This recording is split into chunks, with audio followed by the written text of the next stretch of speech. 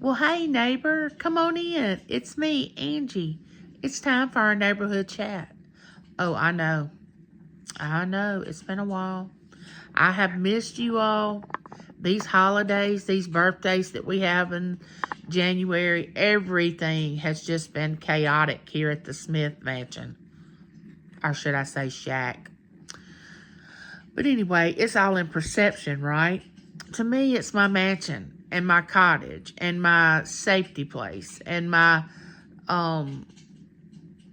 comfort. You know, because when people have they actually have a pond on their property, they'll call it a lake. But if it doesn't belong to you, it's a pond. You know, so it's all in the perception. But anyway, it's my castle. I'm so glad you're here. So come on in, get you a snack, a drink, anything, and sit around here in my living area, and we'll just have a chat. And you know I have to say it. I love you, and there's nothing you can do about it. I do. So, two things I want to tell you all. First, Josie and I will be having our show this Thursday, January the 9th. So y'all be sure to check that thumbnail out on Josie's channel and go ahead and click the bell so you can be reminded to come on over and join us. It's going to be great. Then, of course, Ella and I are still doing the Keeping It Real program, which will be on my channel on January the 19th at 4 Central, 5 Eastern. So that's a new thing because we're switching it back and forth from her channel to my channel when the first season, and oh yeah, we got renewed for the second season. Really? But with the new season, we're going to be rotating on different channels. But anyway, here we go. Let's have a little talk. We need it. I know I need it. Oh my goodness, this holiday season can be so stressful. I mean, life itself can be stressful. I mean, we've seen that over the last few years with prices of food and the economy just going out of the roof, just everything going sky high. And it wasn't like we didn't have enough to think about and keep our attention. Now we have all this to, I don't really like to say worry because I don't worry. I know that sounds crazy, but I really don't. And that kind of aggravates James at times because he thinks if I don't worry, then that means I don't care about what's going on, which is the furthest from the truth as you can get because I am concerned about my surroundings and my lifestyle and my children and my grandchildren. And just because I don't worry doesn't mean that I'm not aware of what's happening around me. I'm concerned and I pray about it, but I'm not making myself sick and worry and thinking that if I don't worry, then I don't care about it because I do care. And just like I care about you. You know, a lot of talk was in my live chat. The last time I had a live was about anxiety. You know, a lot of people are dealing with anxiety, and anxiety is real. It is so real. And we need to understand and be patient with ourselves that we need to understand that it's okay to be the way we are and to have anxiety. We just don't need to let it take us over. Because, you know, we can get anxious about anything. Anxiety to me is fear. Anxiety is us not being able to control our surroundings. And anxiety is our mind is telling us we don't know what's going to happen next. And it probably is going to be bad. You know, whatever's going to happen next. Which constitutes worry. And that's just human nature. But the older I've gotten, I've realized to put my trust in the God that I serve. And not to fret over a lot of things that I used to fret over. And I would think that a situation needed to go one way, and if it didn't go that way, I would get really upset.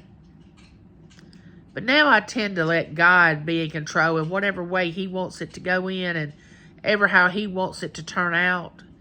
I try to accept that. You know, a lot of times we can't accept things that happen because that's human nature. We don't like change.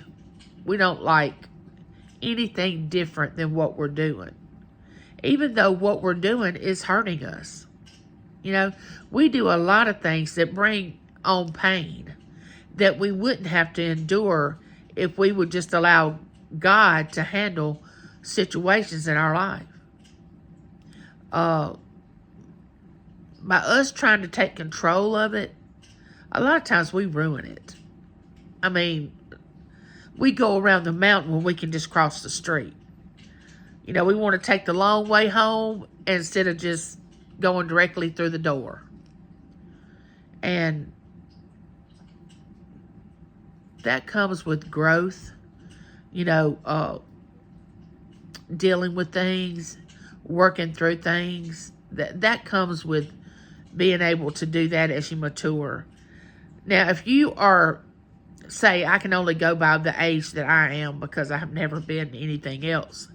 I've been younger, but I hadn't been older. But the older I get, the more I understand. And I think to myself, why couldn't I have known this when I was in my 30s or 40s? But maybe I could have. But I chose not to know it. I chose to live in anxiety and stress and discomfort and anger and bitterness. I chose to live in that a lot in my 30s. I started really changing more in my 40s. And now I'm just as carefree as that bird that flies out there that I film sometimes on my videos.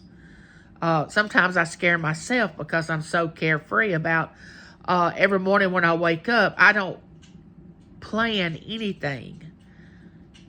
I let it happen. Whatever's supposed to happen, I just let it happen.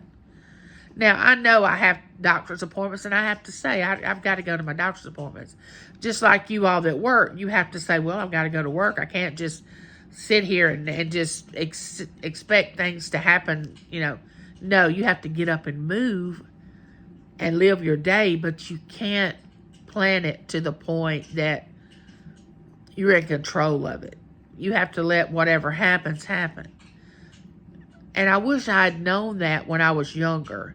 And I would have been so much freer, you know, freer in my mind and in my spirit. And I would probably be healthier physically if I would have just, you know, they say, let go and let God. You know, you really don't get that until you have to live it. I mean, whatever higher power that you choose to believe in, you have to know that you were created by something. And that something loves you more than you can imagine. You know, so many people are living in depression. Oh, I can't imagine some of the stress that people are under that have children that are still living at home, that they're trying to, I mean, my goodness, just feed, much less clothe. You know, we as believers, which I am, our belief is we're supposed to care about each other and love each other. And we're supposed to love each other as much as we love ourselves. I can see some people do not love themselves because they're not loving others like they're supposed to. I'm not saying agree with everything that the other person is doing. But our responsibility is only to love that person. It's not to judge them. It's not to make fun of them. It's not to bully them. is to love them. And to love them to the point that you respect them, you embrace them, you try to talk to them when you have the opportunity to express maybe they need to change their perception a little bit. Because I've always been able to take constructive criticism, always. That doesn't mean that I always did it, but I was always able to accept it, that's what they were doing. I didn't always do what they suggested that I do, because I've always walked my own path. That's how we learn, is to walk our own path. And to know every trial and tribulation we go through is a test. And that we should make sure that we pass that test the first go around, or we'll have to repeat that test again. We don't want to do that. We're all connected together. You can believe that or not. We all are connected. So when you hurt someone else, you're hurting yourself. I've learned a lot since I've been on YouTube with the communities that I go into and the community that I'm a part of. For the most part, it's a loving community. But there are times that our community attacks each other, sort of like my autoimmune disease attacks my own body. It's like my own body is attacking itself. It's like it's fighting a war within inside me. That's not correct. We shouldn't be attacking each other within anybody, really, but especially within our community. Now, I understand that we have to have disagreements. My goodness. We have to. I mean, we have to have a misunderstanding to get to an understanding. Number one, we all can't agree on everything. We shouldn't. I mean, what kind of life would it be if we all agreed on every subject? Boring. We all can't like each other. That would be boring too. You know, because we all do have different personalities. And some of us don't even like the way other people look. I mean, their appearance. They won't go into their channel because of their appearance, of how the person that has the channel looks or speaks. I have to confess, there are some voices on YouTube, on some of the channels, that I do not watch their channel because of their voice. I don't like it. It's not that I don't like them. Their voice, it's not good on my ears. It doesn't sound good. But that doesn't mean that I don't like the person or I don't care about what happens to them. It's just there's going to be things about people that you are not going to like. And I'm here to tell you it's okay. Now, there's a difference between gossip and talking to someone about factual things that happen. Now, gossip is going around telling things that someone else told you that they are not sure that really happened, that they're just assuming happened. And then when that person tells the story and tells it to someone else, that person adds on to the story, and, you know, it just keeps getting bigger and bigger. Gossip usually tears people down. It doesn't lift people up. Now, two people are sitting around talking about a certain individual, and they have factual information about what happened, and they do not feel any judgment one way or the other. They're just giving facts. That's a totally different conversation than gossip. I mean, we have to have facts about people. Say, for instance, two people were speaking about me, and they started telling something they thought was wrong with me, but they wasn't for sure. Or they thought I did something, but they wasn't for sure that I did it. That's gossip. And especially if they tell something they heard from somebody else that I did to another person. Gossip. But if two people sit around and talk about me and say, you know, when It's Me Angie comes on her live chats, she discusses this, this, and this. I agree with her. I don't agree with her. And they start giving you factual information about me. That's not gossip. Gossip will destroy a person's life. Bullying will destroy a person's life. I don't know why someone thinks that they have to be mean. You know, there are just mean people in the world. Believe it or not. Mean-spirited, want to be ugly people, want to treat people ugly. They're out there. They want the center of attention.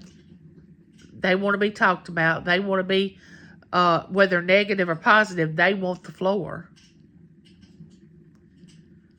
And boy, they'll start anything to get the attention. Then you have those that speak evil of others and then say a prayer in the next breath. Yeah, they do. I've seen that, and I'm just saying, oh, I'm glad I'm not around them. That lightning may strike at any minute. But neighbor, as our new year begins, and I don't believe in New Year's resolutions, but I'm not saying don't try to become a better you. That's the best thing you can do. Stay out of everybody else's business. Why do you care what everybody else is doing? I mean, you should be concerned if they need prayer or something, but why would you want to live their life and not live yours? I don't understand it. If you'll start focusing on you, being better at things that you're not good at right now, healing emotionally, dealing with something that happened to you years ago or recently. Let yourself grieve if you've lost a loved one. Allow yourself that. There's no time limit on grief. Don't think there is. There's not. Don't let anyone make you think that there's a time limit on grief, because there's not. Don't be jealous of others. You don't know what they had to do to get to where they are. You don't know the battles and the struggles and the nights they've cried and the times they've been rejected. You don't know. It may be their moment and their time to shine. Let them have their moment. Yours will come. Believe in yourself. All I can say is just love yourself enough to get better and to heal through whatever you're going through. Talk to yourself each day and tell yourself that you love you and that you're going to love others. You're not going to have any animosity against anyone in 2025. You're going to live at peace with everyone as much as possible. Because a lot of times some people will not allow you to live at peace with them. But you'll have to love them from a distance. Smile more. Laugh more. Embrace the opportunity to breathe in and just enjoy nature and your surroundings. Don't be afraid, because God takes care of the birds and He takes care of nature. So if He'll take care of the birds and they don't have to worry about what they're going to eat from day to day, then He will surely take care of us. I know a lot of you are going through things, and I'm so sorry. I'm so sorry. Just know that you're not alone. And there are people out there that love and care about you. Just remember that. And if you find yourself in dire need to speak to someone, I'm always here. I'm always here. My email is in my About page on my channel. This is going to be a great year, 2025. You are loved, and you do matter. And with that being said, neighbor, this has been our neighborhood chat. Like, share, become my neighbor. Comment. It's so good to see you. And until next time, bye, neighbor.